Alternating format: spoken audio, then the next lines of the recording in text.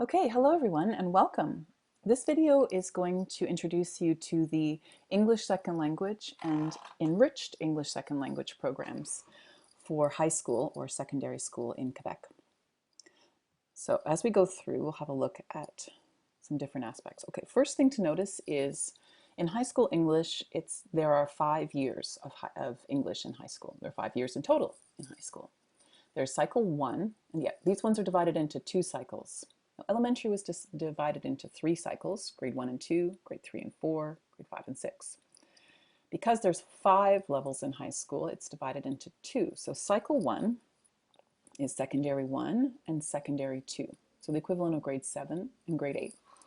And you're going to see for both of these years, cycle 1, there's actually 2 programs, ESL and ESL. Okay. Cycle 2, you guessed it, are the other 3 grades. So secondary 3, which is grade 9, secondary 4, which is grade 10, and secondary 5, which is the equivalent of grade 11. And again, all of these levels offer 2 different programs. So in English Second Language and Enriched English Second Language. That's the basics. Now other high schools will offer programs like PFEQ, International Baccalaureate, English Language Arts, but basically these are the 2 levels of English that you'll find. Okay. So there are 4 official programs, as you can see. So cycle 1 ESL, cycle 1 ESL, cycle 2 ESL, and cycle 2 ESL. So enriched or ordinary. So 4 programs total. But that doesn't mean that there are 4 full documents. In fact, there are different documents published at different times for different reasons. And let's go through them. So the first one is the Programme de Formation, the PFEQ. This was the one that was published back in 2000. And it was part of the educational reform, La Réforme éducative. The focus of this was really on what skills do we need to teach students in order to equip them for the 21st century. So for English, what kind of skills do they need to learn before they can graduate? How well do they need to be able to communicate? What kind of things should they be able to do in English? What kind of documents should they be able to read, write, understand? So skills. Those are 4 documents that match the 4 different programs up above. So we have cycle 1 ESL, cycle 1 Enriched, cycle 2 ESL, and cycle 2 Enriched. Okay, so after the Programme de Formation was published, the teachers went out and tried to teach it, and there was a lot of struggle because it was a big shift from teaching content to teaching skills. So after a few years, the government then published what was called the Progression of Learning. What is called the Progression of Learning, and that really focuses on what content you teach and when you are supposed to teach it.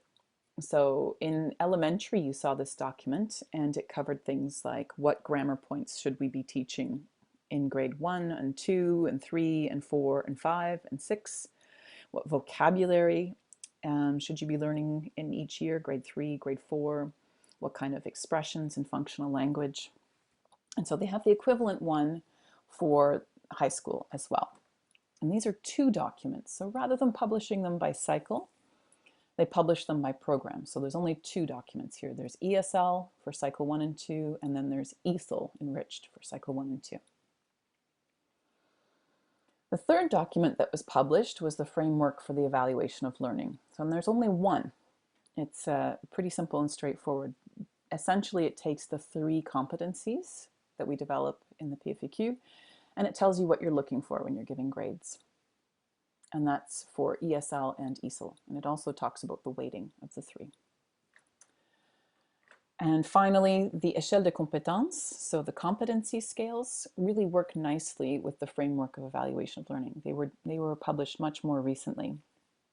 And what's great about those is that they tell you, if you're looking at competency 1, interacting orally in English, it gives you 5 different levels. So level 3 is target, and it describes what students need to do to be on target. What does it look like sound like when they are interacting orally in English to pass? What does it look like when they're exceeding expectations? What does it look like when they are not? So that's a really useful document. And there's an échelle de compétences for ESL and for ESL. So kind of like the progression of learning. All right, this video will be far too long if I go through all 4 documents. So I'm going to divide it up, and today we're just going to look at the Programme de Formation. And I will produce a couple of other movies that look at progression of learning and framework for evaluation of learning. So today let's have a look at the PFEQ. And the PFEQ in ESL has sort of 2 big parts. The first part talks about the 3 competencies. You'll notice they're the same as in elementary, competency 1, 2, and 3. And the second part talks about related content, so culture, language, strategies, processes, and text. So let's have a look. Okay, so the skills. As I mentioned before, just like in elementary school, or at least elementary school cycle 2 and 3, ESL and ESL have 3 competencies that are developed over 2 cycles. So competency 1, competency 2, and competency 3. I'm going to post here the Enriched one and the ESL one. Can you spot the difference? Exactly, there is none. If you'll have a look, you'll see that competency 1 interacts orally in English, competency 2 reinvests understanding of text, and competency 3 are exactly the same in both programs. So what's the difference? Well, it's the expectations for each competency.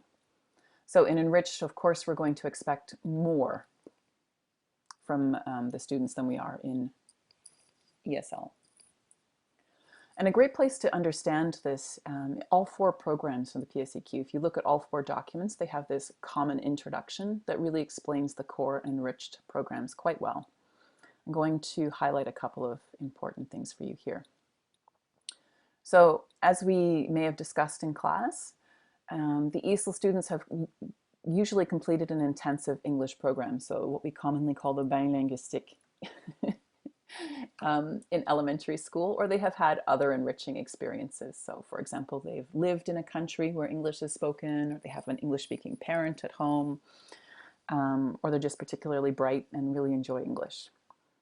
Core ESL students don't have that same background, so they still need lots of guidance from the teacher, especially when they're speaking, so they're interacting. I'm going to write a couple notes on the bottom here. So for competency 1, which is really what that's talking about, the ESL students need much more guidance and support for interaction, whereas the ESL students are already confident. They are already fluent and accurate. Okay, the core ESL students are building their basic language, whereas the ESL students, the Enriched, already have the basic language they need to converse in English, and they expand. Okay.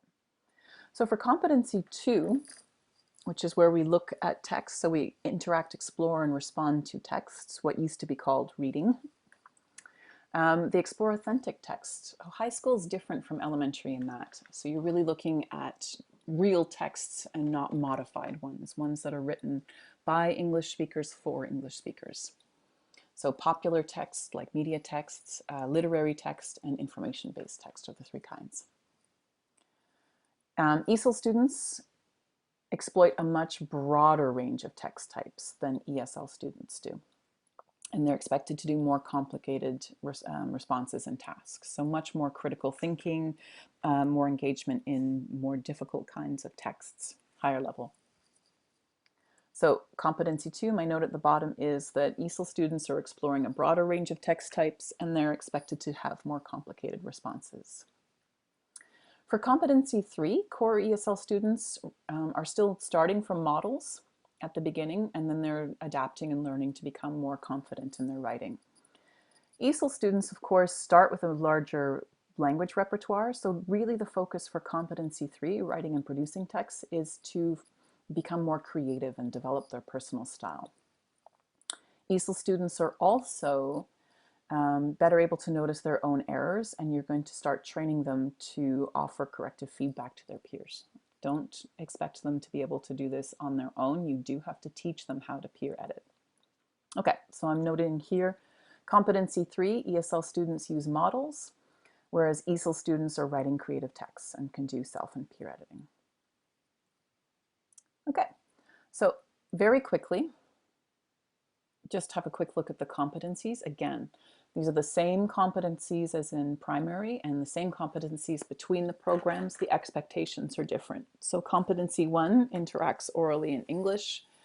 For the ESL students, they are discussing different information, conversing with others, and using their advanced language to do that. But you can just sort of imagine that as an adjustment from elementary to secondary. The competency remains the same, the expectations are different. Competency 2, same thing as elementary, same thing in ESL. Again, the expectations are different. So here they're reinvesting understanding of text, they're engaging with texts. And we use the word texts quite specifically. It's not just written words on a page. Texts can be things like a podcast, they can be a movie, a print ad, a graphic novel. So all different kinds of texts are included in here, which is why they don't want to say just reading. So all different kinds of texts and responding to it, not just demonstrating understanding, but demonstrating what makes a graphic novel, and using some of the features of a graphic novel, for example, when they write their own.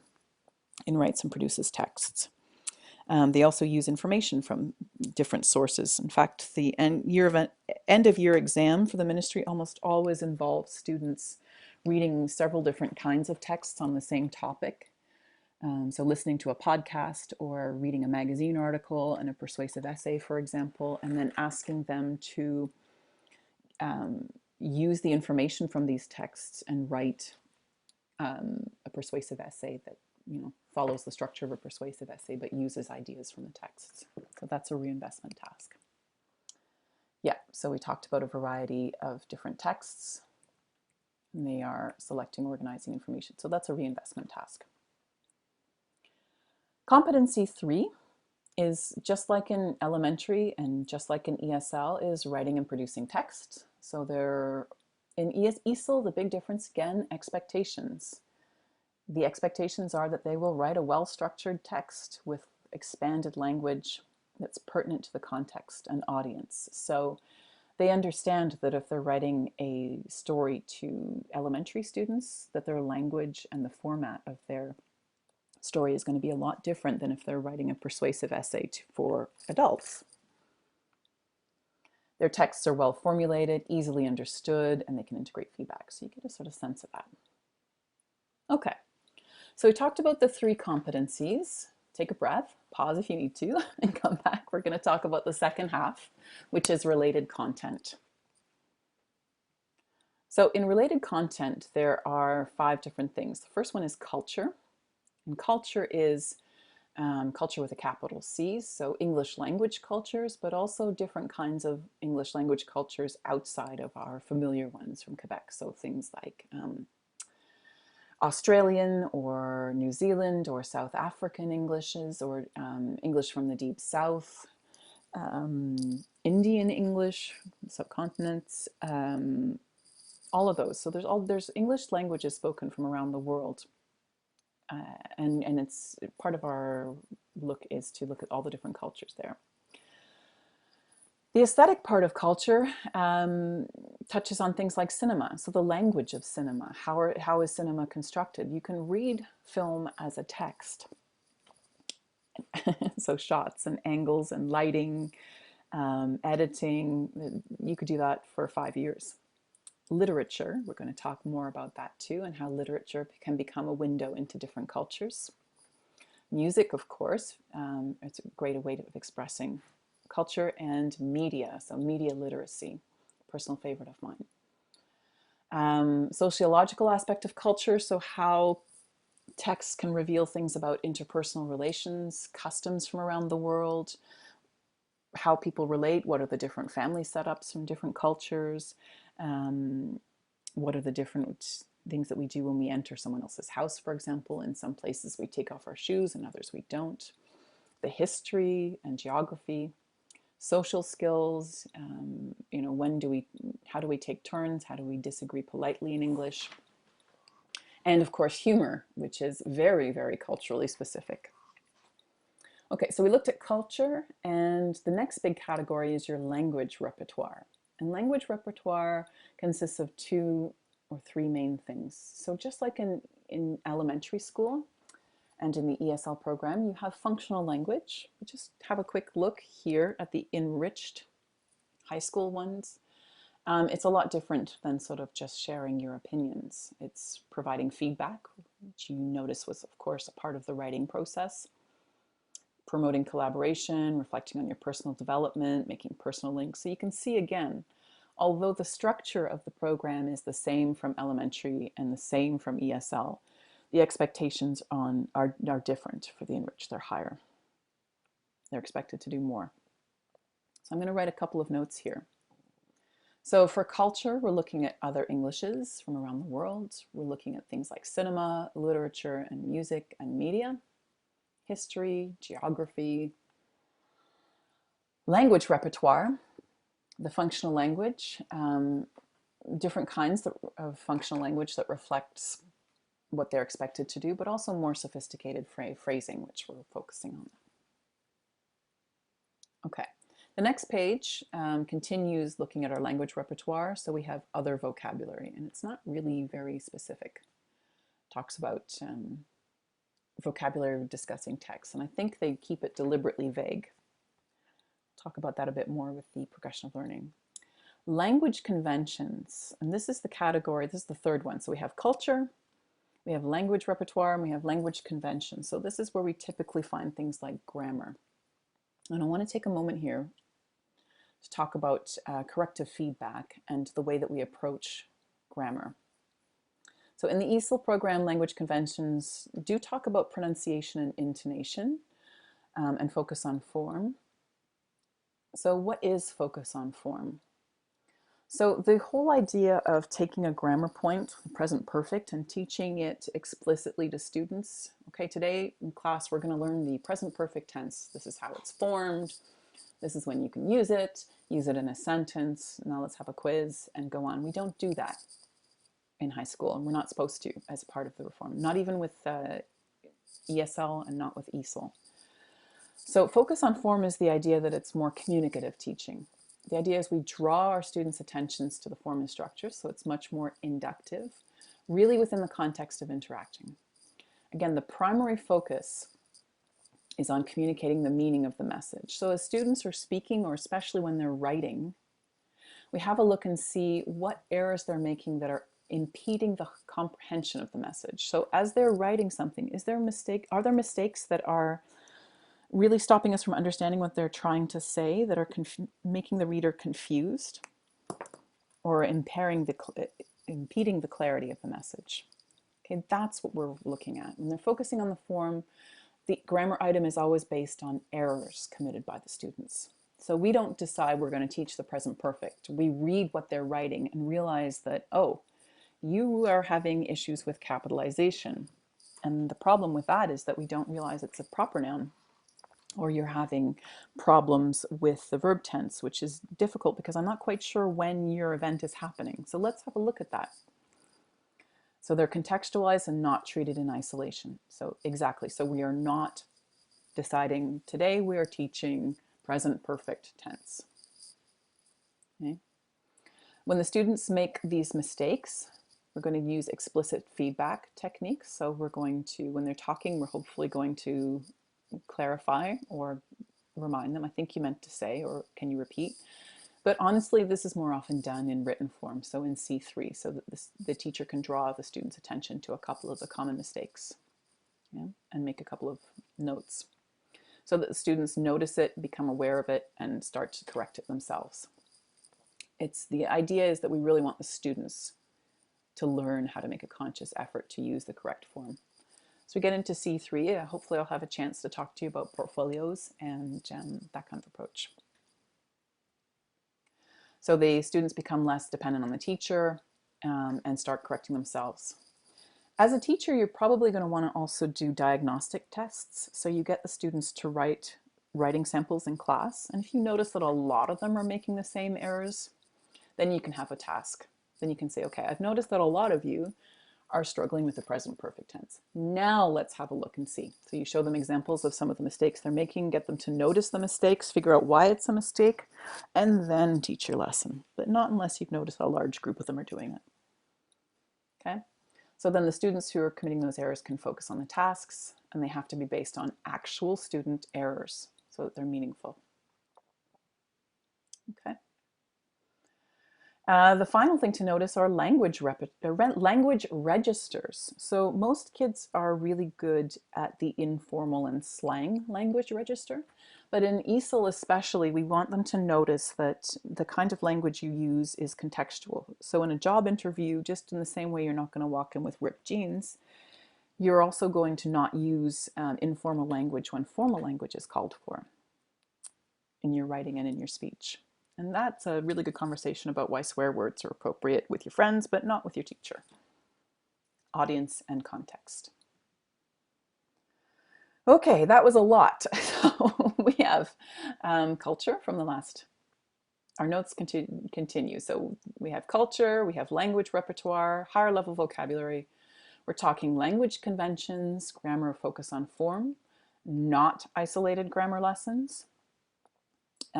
Taking a diagnostic approach, so what mistakes are students making, and helping the students see and correct their mistakes so that they can start to recognize their own. We're also teaching them peer editing. Finally, we talked about language register, slang versus formal, and thinking about who are you speaking or writing for. Okay, audience. So yeah, audience, who are we speaking and writing for? Almost done, guys. Hang in there. Strategies are the next category. Okay, so we have communication strategies, learning strategies, metacognitive strategies, and cognitive strategies, and social affective strategies. And if you have a look at these, you'll see that these are the ones we're meant to teach, and the progression of learning will outline when we teach what. Communication strategies include things like gesturing if you don't have the word, substituting. Metacognitive is deciding to pay selective attention, planning, self-checking. Cognitive strategies are ones that we're much more familiar with, so activating prior knowledge, guessing, inferring, making an intelligent guess, predicting, recombining, skimming, scanning, taking notes. We have to teach them how to take notes. Using semantic mapping, in other words, this is mind mapping and graphic organizers. Social affective strategies, so learning to cooperate, lowering anxiety is huge these days, and taking risks. Okay, so let's put our notes down. Strategies, we have communicative, cognitive, metacognitive, and social affective, as I said. When we get into the progression of learning, you'll see a bit more when you teach which strategy or which one you should be focusing on. And there's no problem teaching ones that are not part of your targeted year. It's always a good idea to teach strategies. Okay, finally, let's talk processes. So processes there are 3 of them. They're frameworks that are especially for competency 2 and competency 3. And essentially all they are is a series of steps to help you respond to text, help you write text, and help you produce text. So there are 3 of them. There's the response process, there's the writing process, and the production process. I'm not going to dig into them too much right now. When we get into literature and the response process, there's a specific video that talks about how to use the response process, what it is, and how to use it with literature. When we get into competency 3, writing and producing texts, I'll dig into those more carefully too. But for example, response process, they ask students to explore the text by yourself, explore the text with others, make a personal connection to the text, and then generalize beyond. In the writing process, for example, you would prepare to write, you would plan, then you would write a draft, then you revise your draft, then you edit your draft, and then you publish your draft. Production is you pre-produce, so you plan what you're going to do, you produce it, and then you go into post-production. Production's media texts. Again, we'll go into those a little bit more in other videos. And finally, the last thing, as I mentioned before, are texts. So we have different kinds of text, and it's not just written on the page. You have popular texts, literary texts, and information texts, and you have text components. And these are mostly for C2, so exploring and responding to texts and writing texts. Again, I'll get into those more as we talk about response process, literature, media literacy. Okay. Yeah, popular text, literary text, information-based text. Component, the format and structure of the text. Okay, so that's it. This is the video on the PFEQ. You survived it. Just to recap, there are 3 competencies for ESL and ESL. Competency 1, Competency 2, Competency 3. And there are 5 categories of related content that we're meant to cover as we teach the 3 competencies. And that's it. Thanks for watching.